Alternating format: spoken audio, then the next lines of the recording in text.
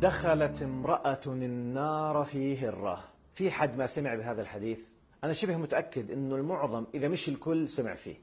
والحديث بيقول: دخلت امرأة النار في هرة حبستها فلا هي أطعمتها ولا تركتها تأكل من خشاش الأرض. أكيد في ناس راح يقول لي هسه إيش يا دكتور؟ قالب عندك العداد على موضوع الرفق بالحيوان؟ راح أقول له يا ريت عندي الوقت الكافي اللي يمكنني أخفف من معاناة الحيوان في بلادنا. بس المشكلة عندي إنه الأولوية لسه للتخفيف من معاناة الإنسان قبل الاهتمام بالحيوان. بس موضوعي مش هون. لعاد شو موضوعك يا دكتور؟ موضوعي إنه معظمنا والله أعلم لما يسمع بهذا الحديث ما بيخطر على باله إلا موضوع ربما الرفق بالحيوان، وبصير يفتخر أمام الناس وخاصة أمام غير المسلمين إنه شوفوا قديش إسلامنا عظيم، قديش إسلامنا رائع. معظمنا ما بيخطر على باله الرسالة الخطيرة المخيفة يلي ممكن نفهمها من وراء الحديث. عن إيش بتحكي يا شيخ؟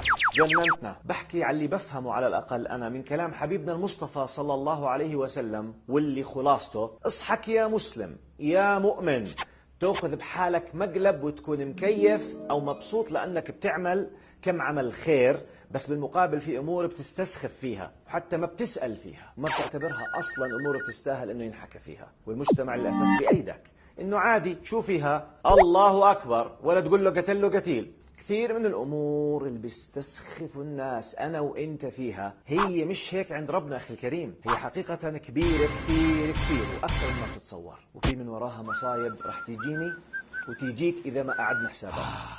خذ لك أمثلة: الشباب المحترمين اللي على الطالع وعن نازل بسب الرب والدين، إذا كان زعلان بسب الرب، وإذا كان عايز يسلم على صاحبه بسب الرب، في الوقت اللي ما بيجرؤ هذا الشخص نفسه انه يسب مديره في العمل او المسؤول عنه او اي انسان اعلى منه رتبة حتى ولو كان ظالم له. قال ايش؟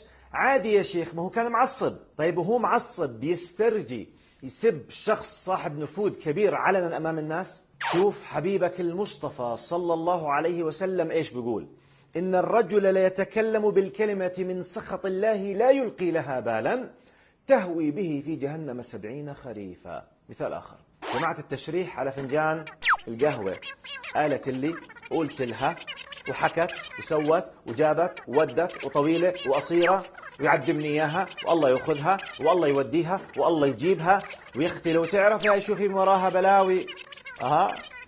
لولا آخر يوم في عمري ما بقدر أقولكوا شو بعرف عنها. عرفتوا هذول الناس اللي بحكي عنهم جماعة يا رب ما تكتبها علي غيبة، يا رب ما تكتبها علي غيبة، يا رب ما تكتبها علي غيبة، بعدين ايش؟ تحكي اللي بدها إياه، تاخذ راحتها. هذا كله لسه ما خشيناش على جماعة النسوان اللي بحشوا راس صاحباتهن على أزواجهن. اصحك تحطي له واطي. يا أختي اسمعي، ابنك على هوا ما ربيتيه وجوزك على هوا ما عودتيه. قدرت ألفت انتباهكم للمصايب اللي عم بنسويها وأمثالها ومثيلاتها لا تعد ولا تحصى، وإحنا بكل بساطة معتبرين حالنا مش عاملين إشي، أو إنه اللي عاملينه إشي كثير سخيف. بقول للي بفكر بهاي الطريقة احتمال والله أعلم إنه صاحبة الهرة المذكورة في الحديث كانت مثلكم.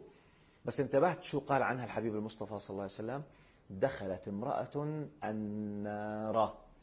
النار في هرة. مشان هيك عيدوا حساباتكم، بترجاكم احسبوها صح. يا ريت بس ما تنسوا تدعوا لي.